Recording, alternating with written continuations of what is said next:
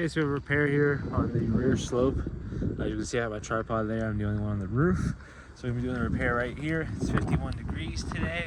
You can see the condition of the shingle. This is the damaged shingle. Now I know that this is the end right here, just because I can see the seam right underneath the shingle right here. So every other shingle that we have, you don't see the U underneath. You don't see, you see it's actually tucked right here. Right here, I can see that it still goes up. I'm going to unseal this one to start with to identify it, but this is my assumption right now because, like I said, a lot of these with the reveal, for example, right here, you can see it still goes up, but then right here it stops, it U's. So that's what I'm basically going off of to determine if this is the edge. 3-tab shingle, 1, 2, 3. So I know that these 7 up here are the ones that I have to take out. So we'll go ahead and start with the repair. Appreciate your patience as always. I'm going to try to pretty much do this as quickly as possible while still, of course, maintaining the video in a good condition. So just setting up the camera now. So I'll start the video. I'm going to just really quickly fix one of my setups here.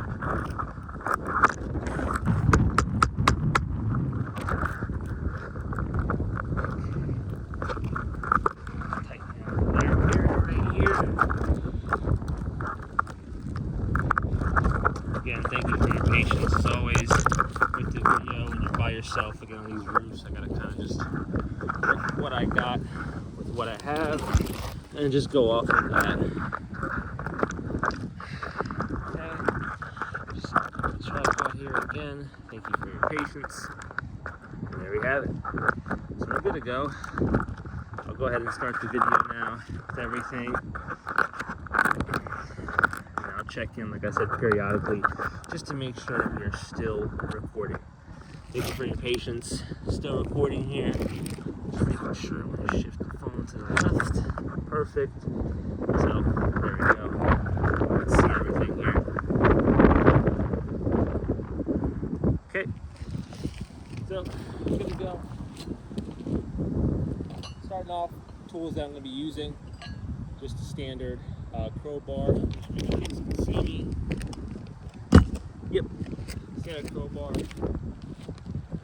roof snake, and hammer. Roof snake for nailing everything in. Pry bar with the P-hook side just to take the nails out. Best tool for the job. So again, same thing I had shown over here with the seams. I can see it here, so I'm assuming this is the edge of the shingle. What I'm going to be doing, I'll demonstrate it on the 2 shingles that are attached to this one here. I'm going to put my palm over it, for example. My fingertips above, and I'll go underneath. I'll apply a little bit of pressure to where that seal line is. I'll check underneath for any material transfer, any grips or anything like that, and I'll keep on going if there's none. That's basically what I'm going to be doing. Not applying any pressure to the top, not putting my fingertips down, none of that. So that's it. Like I said, we're going to check this one here.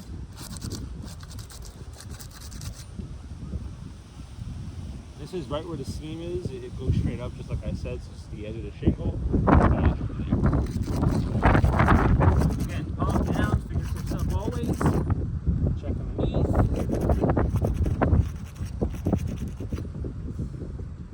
Go above here.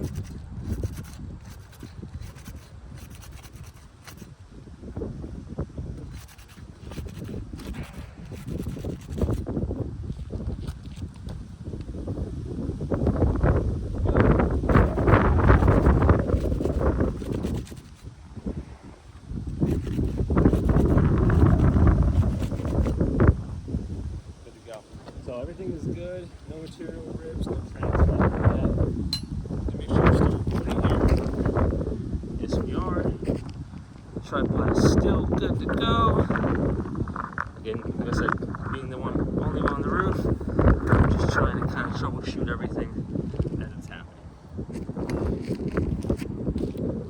Standard pry bar, again, setting everything up here. I'm going to be looking underneath, identifying where the nail is. Fingertips are never on the same shingle that I'm working on, always on the one above. Once I get deep, as you can see, my fingertips are no longer needed to be underneath or my hand or anything like that. At this point, I can just pretty much use the tool. You just slowly get that nail up. Nail is out. That's how high I'm going to have to lift this shingle. And I pull it out. Very simple. A little yes yapping. I'll go ahead and just get to it. Just because I'm not talking my way through it, sloppy, being careless, I'm taking my time still with every repair. Again, just know what I'm doing. If you have the right tools, everything is real easy for you to do one-handed. Again, I latch on to that nail, pop it up, use the roof stake side, boom, pull it out. That's it.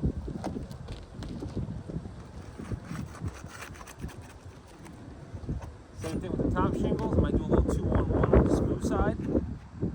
Just slowly get that nail out. Okay?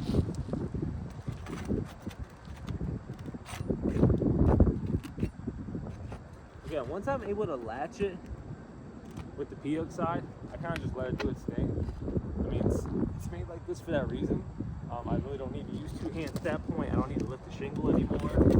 I got two here, mainly because of the nails, the seam, excuse me. So what I'll do is I'll pop them both up. I'll go on my smooth side, a little 2-on-1. Both the nails are both up right now. So I'll get one nail out, and I'll go in and scoop the other nail as well. Boom. Okay. There you have your damaged shingle. So you can go ahead and complete the repair, put this back in. For the sake of repair, we're just going to use the same shingle for the video, excuse me. You can see some of the granules falling off. I can see the shadows, so I'm pretty sure the camera's picking it up as well. That's just from us, lifting them up, getting everything out. Now we're going to go ahead and nail everything in. The roof snake. Again, setting the nail in the appropriate position. And like I said, sometimes with these tools, depending on the slope of your roof, it does kind of get caught up. It doesn't fully complete. Go ahead and try a different one here. Try a different angle. And again, still just taking our time with this. Just be very careful with everything. Sorry. This nail keeps getting stuck. Again, just kind of working with the tool here. I can't be hands-on with the nail because then I would be underneath the shingle, so I got to use this one. And like I said, the tool works great when it works great. When it doesn't, just like anything else. So you got to kind of just work with it. Got a nail, so it's bent up.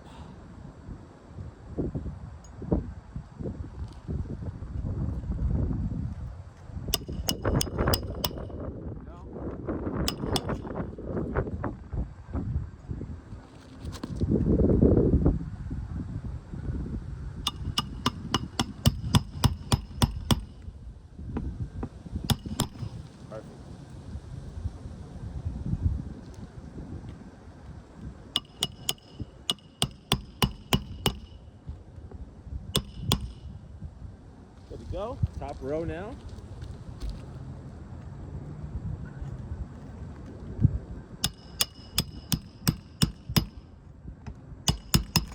There you go.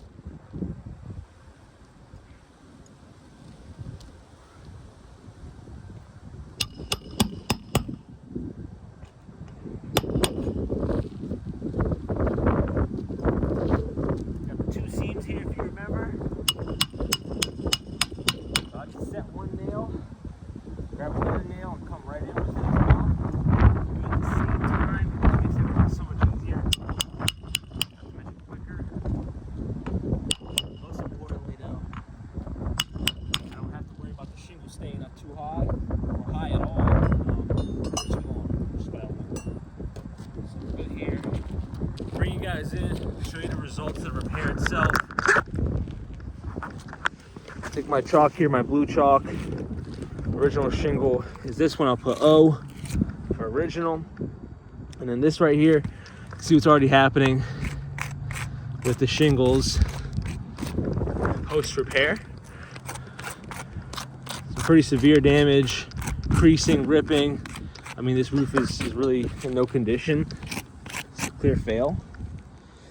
But you can see again, consistently right here, damage, consistently over here, these sections, damage, again, damage all around here. These shingles are not holding up anymore. You can see the consistency. Boom, boom, boom, boom, boom. Same thing here. Boom, boom, boom, boom. It goes up. So it's no wonder why this one, again, boom, boom, boom, it went up. We keep going, we end up hitting the ridge cap, and I gotta rip this off, ends up affecting the front, not to mention the front damaged shingles. Same scenario as we repair them, and then we just keep climbing that scale until we pretty much repair 75 to 80% of the roof. At that point, we just need to replace it. Thank you for watching the video, thank you for your patience. Again, here's the final shot of the repair.